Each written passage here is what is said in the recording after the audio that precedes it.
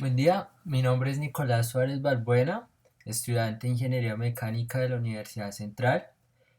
A continuación mostraré un video sobre el proyecto final para el módulo de especialización de modelamiento matemático.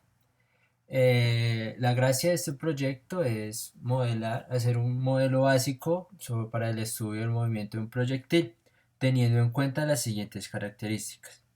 Eh, el aire ejerce una fuerza de arrastre o de rozamiento sobre el proyectil. La densidad del aire varía conforme va aumentando la altura del proyectil. El empuje por el cohete no es constante y la masa inicial del proyectil va disminuyendo conforme se va quemando el combustible, la cual es proporcional al área bajo la curva de la gráfica FT, que es la que se está seleccionando. Lo que quiere decir es que es el impulso, es proporcional al impulso. Bueno, para empezar debemos tener claro las bases matemáticas para el desarrollo de este modelo. Eh, el primero es pues el movimiento en dos dimensiones, el cual pues es cuando se hace el análisis de un objeto que está en dos dimensiones, pues puesto que para este caso se va a tomar el eje X como distancia y Y para la altura, el cual nos va a trazar la curva de la trayectoria del proyectil. Para ello se tienen las ecuaciones de velocidad, la cual es velocidad en x es igual a la velocidad en x más la aceleración en x por el diferencial de tiempo. Lo mismo para la velocidad en y. Para este modelo se va a hacer algo que se llama la discretización. ¿Qué consiste la discretización? Es calcular la velocidad en cada punto de la curva con el fin de irle sumando a la anterior y así obtener una curva. ¿Por qué se hace esto? Debido a que la aceleración en nuestro modelo no es constante y sería muy complicado generar un modelo en el cual se base en las ecuaciones de posición típicas, que son las que estamos señalando en este momento. Otro concepto que se debe tener claro es el estudio de la fuerza de arrastre. La fuerza de arrastre va a venir dada por la siguiente ecuación, la 311, en la cual es menos c por la densidad por el área transversal por la velocidad inicial en r. R quiere decir en la posición x o y la velocidad inicial, que es el vector, el cual es venido por la ecuación 310, que es velocidad es igual a raíz cuadrada de la velocidad en x al cuadrado más la velocidad en y al cuadrado. Eh, para este caso, como mencioné anteriormente, la densidad también va a variar. La densidad va a variar conforme a la ecuación 3.13, donde la velocidad a cualquier altura es igual a la densidad inicial del sistema exponencial a la menos alfa por la altura. Alfa viene dado por la densidad inicial por la gravedad sobre la presión inicial. A nivel del mar se tiene que alfa es igual a 1.225 kilogramos por metro cúbico por 9.8 sobre la presión a nivel del mar. Se obtiene que dicha constante es de 1.19 por 10 a la menos 5 metros a la menos 1.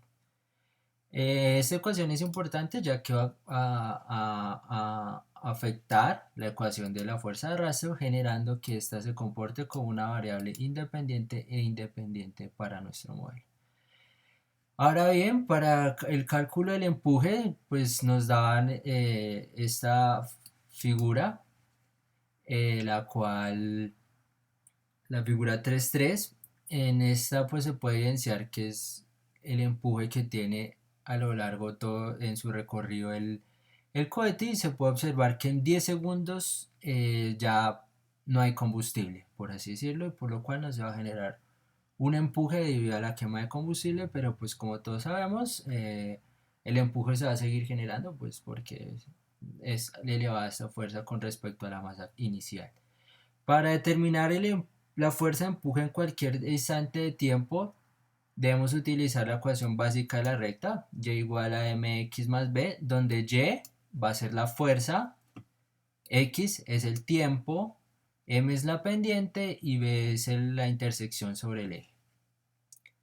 Eh, Otra ecuación básica en la cual vamos a basarnos es la 318, la cual pues, venía por la segunda ley de Newton, en la cual pues él nos da, se postula que la aceleración que adquiere un cuerpo es proporcional a la fuerza aplicada sobre este.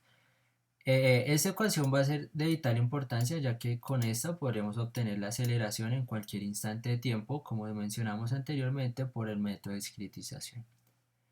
La fuerza neta, que es la fuerza que utiliza en realidad el cohete, que sería esta fuerza, viene dada por la fuerza de empuje, ya sea en X o en Y, menos la fuerza de la fricción. En el caso de X, la coordenada X se tienen en cuenta solo fuerza de empuje y la fuerza de fricción, que es como una restricción que le está generando a la fuerza de empuje. En el caso Y se tiene en cuenta el peso del proyectil, debido a como se puede observar en esta ecuación, ya que en X no afecta el peso, sino que el peso afecta por la fuerza y la acción de la gravedad. El peso del proyectil viene dado por la masa del proyectil por la gravedad. La masa del proyectil, como mencionamos anteriormente, también va a variar. El concepto primordial para esto es el movimiento,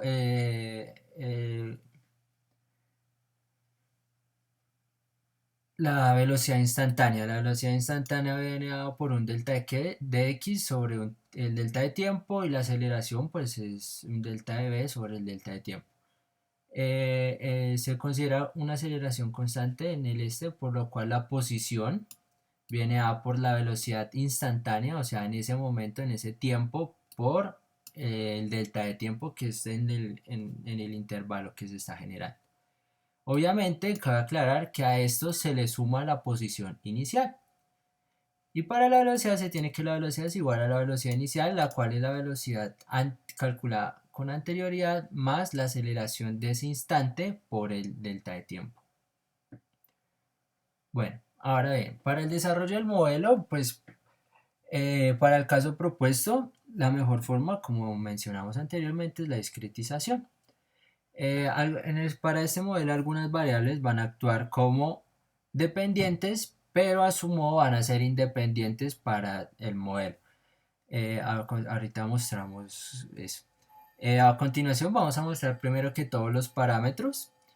Entonces, para los parámetros, bueno, se tiene una gravedad de 9.77 metros sobre segundo cuadrado. Ese valor es la gravedad que hay en Bogotá, se tomó de la referencia número 16. Para la densidad del aire es de 0.94701, también tomada para la altura de Bogotá con una referencia. La constante, como se mencionó anteriormente, alfa, para calcular la densidad a cualquier altura es de 1.19 por 10 a la menos 5 metros a la menos 1. El coeficiente de arrastre se escogió de 0.5, el cual es un coeficiente de arrastre para un cono, pues puesto que es como la simulación que se está haciendo es para un proyectil, que puede ser una bala o un cohete que tiene forma de un cono. La masa inicial del proyectil con combustible es de 30 kilogramos, el diámetro es de 10 centímetros, que es 0.1 metro, la área transversal es de 0,007854 metros cuadrados. El ángulo de tiro se toma acá como un parámetro, puesto que este va a estar fijo, pero después se va a cambiar y pues va a actuar como una variable independiente. La escala de tiempo es de 0.02 segundos, debido a que es una escala muy pequeña, porque lo que tiene la discretización es que si se escogen intervalos de tiempo muy grandes, el resultado no va a ser satisfactorio y va a presentar muchas incongruencias. Por eso se escogió una escala pequeña para obtener valores óptimos. A continuación, pues vienen las variables de entrada que se mantienen fijas, que siempre van a ser variables de entrada, la cual es el tiempo, pues puesto que su variación afecta a la fuerza de empuje, la masa y por consiguiente el peso. Y las variables de salida pues son las que nos van a ayudar a graficar ese modelo, que es la distancia en X, que es en metros, la cual depende de la velocidad en X y la escala de tiempo utilizada, y la altura, que depende de la velocidad en Y y la escala de tiempo. Ahora mostraremos las variables que tienen un doble comportamiento, la cual es la fuerza de empuje. La fuerza de empuje se calcula por medio de la ecuación 3.16 y esta depende del tiempo. La ecuación 3.16 viene por esta, que es la ecuación de la recta. Y esta a su vez se comporta como una variable de entrada para calcular la fuerza neta del sistema, como mencionamos en la ecuación 3.19 y 3.20, en cada caso ya sea en Y o en X. Después viene a la densidad, la cual se calcula por medio de la ecuación 3.17. Esta ecuación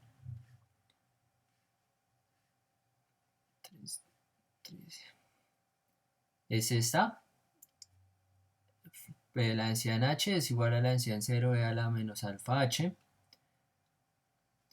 3.3. Y esta sirve para calcular la fuerza de fricción o fuerza de arrastre, la cual va a variar. Entonces también tiene un doble comportamiento. La fuerza de fricción, la acabamos de mostrar la ecuación 3.11, depende del valor de la densidad, vector velocidad, la velocidad ya sea en la dirección X o Y, dependiendo de la fuerza de fricción que estemos calculando, y esta sirve para calcular la fuerza neta del sistema. La masa, esta depende del área de la curva de la figura 3.3 o 4.1, en este caso pues eso ya es el de la simulación, y esta sirve para calcular el peso y la aceleración en cualquier dirección. La aceleración en cualquier dirección, o sea, esta sería la masa que estaríamos calculando, la cual va variando en el tiempo. La fuerza neta pues se calcula por medio de la ecuación 3.19 o 3.20, y esta sirve para calcular la aceleración. La aceleración se calcula despejando la ecuación 3.18, entonces quedaría fuerza sobre masa es igual a la aceleración, esa sería la aceleración instantánea en cualquier tiempo, y esta sirve para calcular la velocidad en cualquier dirección por medio de la ecuación 3.24. Ahí está la velocidad para calcular, y este es un valor de entrada para calcular la distancia en cualquier dirección que se quiera tener. Bueno, a continuación vamos a mostrar el desarrollo del modelo. Lo primero, pues se utilizó Excel para generar este modelo. Entonces, pues la primera condición que se tenía era que se debía tener en cuenta ir haciendo el modelo pues paso a paso. Pues primero lo vamos a mostrar en modo general, con el que tiene todas las condiciones ya integradas. Entonces para eso primero se calculó la fuerza de empuje, la cual pues como dijimos anteriormente toca calcular por tramos. Para eso se utilizó esta condición si, en la cual decíamos que si se encontraba entre 0 y 2, la ecuación para ese instante iba a ser la fuerza es igual a 750 T más B, pero despejando se obtuvo que B es 0, por lo cual es con la ecuación 4.1. Para el tramo entre cuando el valor del tiempo es mayor a 2 o menor o igual a 8, se tiene que la fuerza de empuje es constante, por lo cual siempre en esos intervalos va a ser de 1500. Y después, entre cuando es mayor a 8 o menor o igual a 10, la fuerza de empuje es de menos 750 T más 7500. Esto pues el 7500 es el corte sobre el eje en Y. Pues como dijimos, se introdució este comando de una condición si para cuando cada tiempo él lo va determinando. La fuerza de empuje en X viene dado por la ecuación de, pues es la fuerza de empuje inicial anterior, coseno en radianes del ángulo de la parábola, que en este caso pues es de 45 grados, por lo cual en la fuerza de empuje en X y en Y va a ser siempre la misma, como se puede observar. En el cálculo de la densidad, como dijimos anteriormente, se calcula por medio de la ecuación 3.17, que es esta, donde se tomó que la densidad inicial es de 0.94701 kilogramos sobre metro cúbico. Este se obtuvo por medio de interpolación lineal en 13, teniendo en cuenta la altura de 16, cual es de 2612.48 metros. Para la altura se tomará el valor de la altura inicial que vendría siendo la altura interior. ¿Cómo así? Entonces, por ejemplo, en la densidad en el instante 0.02 viene dado por la densidad inicial 0.94700 exponencial menos A, que es con la constante para calcular la densidad, por B3. B3 viene siendo la altura anterior, no la altura de ese mismo tiempo, porque si no se obtendría una incongruencia. Bueno, para la fuerza de fricción se tiene en cuenta la ecuación de fuerza de arrastre de 3.11, pues donde se tiene que es la constante por la densidad, por el área, por la velocidad inicial en R, por la velocidad inicial sobre 2. Bueno, la constante de 0.5, como se mencionó anteriormente, se toma la densidad en ese instante de tiempo que se calculó anteriormente. Después viene la velocidad. Como estamos en X, se calcula con la velocidad inmediatamente anterior en X, porque es la velocidad inicial en X, por el vector de velocidad, el cual viene dado por la raíz de la velocidad en X al cuadrado más la velocidad en Y al cuadrado. Lo mismo se hace para la fuerza de fricción en Y, pero con la velocidad en Y. Listo. Posteriormente, calculamos la masa, la cual según el documento nos dicen que varía, es proporcional al área bajo la curva, que eso quiere decir que es el impulso. El impulso viene dado por esta ecuación, la cual es fuerza sobre la masa del combustible por la gravedad. Pasando esta función del tiempo, yo tendría que ir despejando la masa del combustible, entonces la marca del combustible conforme avanza el tiempo es igual a la fuerza sobre el impulso instantáneo por la gravedad sobre t. Nos basamos en la ecuación de la masa, pues es una ecuación básica donde sabemos que la masa inicial, que es de 30 kilogramos, la masa en el tiempo es igual a la masa inicial menos la masa del cohete, que va variando conforme avanza el tiempo. Reemplazando esta ecuación sobre esta, obtenemos esta ecuación. Pero bueno, cabe aclarar que como esto es una gráfica que está comportada, por así decirlo, son tres etapas. Se puede decir que la etapa entre 0 y 2 es el mismo comportamiento entre 8 y 10, porque pues tiene la misma pendiente, que es de 750, como se puede observar. Para esos intervalos de tiempo tendríamos que es igual. La masa entre el intervalo de 0 a 2 y de 8 a 10 es igual a la masa inicial menos 750, que es el valor medio de la fuerza, sobre 125. El 125 viene que es 125, es la fuerza media, 750 sobre la masa del combustible, por el tiempo y pues por la gravedad que se escogió. Y para el intervalo entre 8 y 10, entonces tendríamos que es la masa inicial menos 1500, que es la fuerza que es constante, sobre 250 G por T. El 250 es igual, es 1500 sobre 6 kilogramos de masa. Después de obtenida la masa, se insertó esta condición sí, pues igual que en el caso de la fuerza de empuje, para dependiendo de los intervalos de tiempo y no estar ingresando la ecuación paso a paso. Después de que es mayor a 10, pues obviamente la masa va a ser de 24 de ahí para adelante, porque pues ahí ya se mantiene constante en todo el tiempo. El peso pues va a variar, porque pues la masa está variando y pues el peso se calcula es la masa por la fuerza de la gravedad, por lo cual va variando conforme el tiempo y después de los 10 segundos este se va a mantener constante. Después la fuerza neta pues viene dado en X, es la fuerza de fricción en X, la fuerza de empuje menos la fuerza de fricción en X, y así para cada caso. Y en Y pues es la fuerza de empuje menos la fuerza de fricción menos el peso, puesto que en este eje sí varía. Después la aceleración viene dado por la ecuación 4.8, que es la aceleración igual a la fuerza neta en la dirección que se esté calculando, por la dirección que se esté calculando sobre la masa calculada.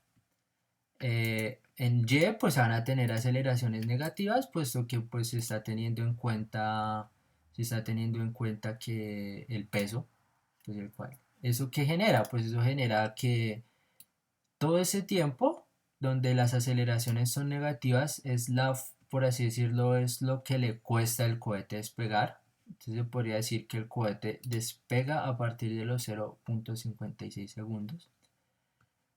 La aceleración en X pues depende de ello, por eso se puso esta condición lógica así, entonces donde si la aceleración en Y es menor o igual a 0, la aceleración en X es 0 porque no ha despegado el cohete aún. Y si no, pues ya vendría dado por la ecuación 4, la aceleración por la ecuación 4.8, que sería la fuerza neta en X sobre la masa. Bien, ahora para la velocidad, para el cálculo de la velocidad se tendrá en cuenta la ecuación 3.24, que es la velocidad en R es igual a la velocidad inicial más la aceleración en R, o puede ser X o Y, por el tiempo. En el caso de X tenemos también, se puso primero una condición lógica donde se decía, bueno, si la aceleración es 0 en X, pues la velocidad va a ser 0 hasta que despegue.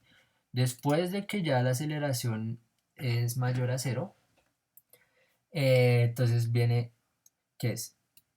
La velocidad inicial, porque estamos calculando velocidad instantánea, por eso tenemos que irle sumando la velocidad anterior, más la aceleración en ese instante de tiempo por el diferencial de tiempo que escogimos, que es de 0.02, o bien puede ser, digamos en este caso sería,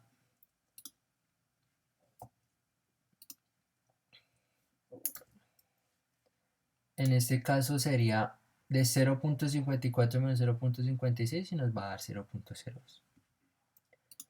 Lo mismo para X, para Y, la velocidad en Y calculada anteriormente más la aceleración en Y por el diferencial de tiempo. Después calculamos el vector velocidad, el cual nos va a ayudar a calcular la densidad, que es velocidad en X, raíz de velocidad en X al cuadrado más la velocidad en Y al cuadrado. Este nos va a servir para calcular la densidad, la fuerza de fricción, que viene dado por la velocidad, que es T28. Después de obtener la velocidad instantánea o en cada momento, podemos calcular la distancia. La distancia, pues obviamente también viene dado por la ecuación 4.9, dependiendo de cada caso. En X, pues viene siendo la distancia y en Y es la altura. X inicial viene dado por el valor calculado inmediatamente anteriormente. Entonces, en este caso es X inicial es U30, que es el valor en 0.56, que es 0, más la velocidad en X por el diferencial de tiempo. Ahí calculamos la velocidad en este instante de tiempo y se le suma la velocidad anterior. Y así para cada se va tomando la velocidad anterior. Lo mismo en el caso para calcular la altura. Ya después de haber obtenido, pues estas son las ecuaciones utilizadas para obtener la trayectoria del proyectil cuando se tienen variaciones en la densidad, la masa y se tiene en cuenta la fuerza de fricción. Posteriormente se agregó estas dos casillas, las cuales nos van a mostrar la distancia máxima y la altura máxima, que en el caso donde se tienen en cuenta todas esas condiciones, la altura máxima es de 2621.89148 metros y la distancia máxima es de 9717.542 metros. En esta gráfica se puede observar un típico comportamiento parabólico, pero se puede observar que él no empieza a caer en la mitad del recorrido, sino por ahí empieza a caer por ahí a los 5000 metros, 5500, por así decirlo. ¿Esto por qué se da? Porque estamos teniendo en cuenta la fuerza de empuje, que no es constante, la masa que varía, la fuerza de fricción y la densidad, lo cual genera un comportamiento totalmente diferente al comportamiento típico del movimiento tiro parabólico. Bueno, pues ahora vamos a mostrar los diferentes casos de estudio. El primer caso consta en estudiar el modelo cuando este no tiene variación en la densidad. Pueden observar, la densidad es constante, no se tiene en cuenta la fuerza de fricción y la masa es constante a lo largo de todo el trayecto. Y pues las condiciones de acá son las mismas. Se obtuvo esta gráfica, la cual sí corresponde más a un movimiento parabólico. La caída sí está más o menos en la mitad. No se da en la mitad porque estamos teniendo en cuenta la fuerza neta que va variando, por lo cual la aceleración no es constante. Para el segundo caso ya se agrega la fuerza de fricción. Se tiene en cuenta la fuerza de fricción, pero la densidad es constante, la masa sigue siendo constante. Acá se puede observar ya un comportamiento similar, pero la altura baja considerablemente, muchísimo. Ahorita vamos a mostrar una gráfica donde se pueden observar todas. Después la fuerza de fricción y se tiene en cuenta fuerza de fricción y densidad variable, pero masa constante. El comportamiento es similar a la de fuerza de fricción, puesto que la densidad varía en la fuerza de fricción. Acá lo que pasa es que se obtiene un comportamiento similar al inicio, pero al final varían unos cuantos metros. Y después el modelo general, que mostramos principalmente, donde se tiene en cuenta fuerza de fricción, densidad variable y masa variable, que se obtiene esta. Entonces ahora vamos acá a mostrar. Estos son la comparación de los diferentes casos. Entonces, como mencionamos en el caso 1 y el caso 2, los comportamientos. El caso 2 y el caso 3, los comportamientos son similares, que es fuerza de fricción variable y fuerza y rho variable. Y el caso 1 se puede observar que se tiene una distancia muchísimo más grande y una altura muy grande.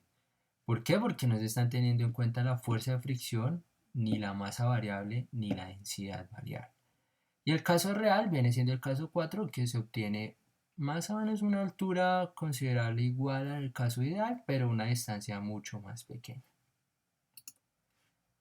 En un quinto caso, pues lo que se decidió fue cambiar los ángulos de tiro. Pues se pusieron ángulo de 22.5, de 67.5, pues de 45 que es el inicial y un ángulo de 90 grados. Se puede observar que a mayor sea el ángulo, pues va a ser mayor la altura, pero menor la distancia. Entonces acá se puede observar en esta gráfica la variación de los datos dependiendo del caso que se obtenga. Para 67.5 se tiene que es de 7000 la altura máxima en promedio. Para 90 se ve que no avanza más de un metro, como se puede ver acá, 1.12 exponencial a menos 12, nada. Para 25 se tiene un poco más y para un ángulo de 45 es el que mejores condiciones posee. Se puede concluir de este caso que al tener en cuenta diferentes parámetros que afectan en la vida real el comportamiento, pues en realidad sí afecta. Y,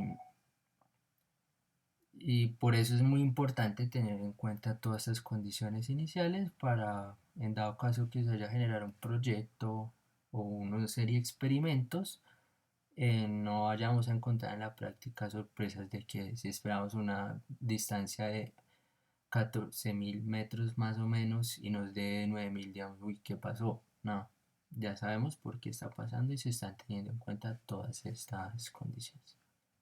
Muchas gracias y tenga buen día.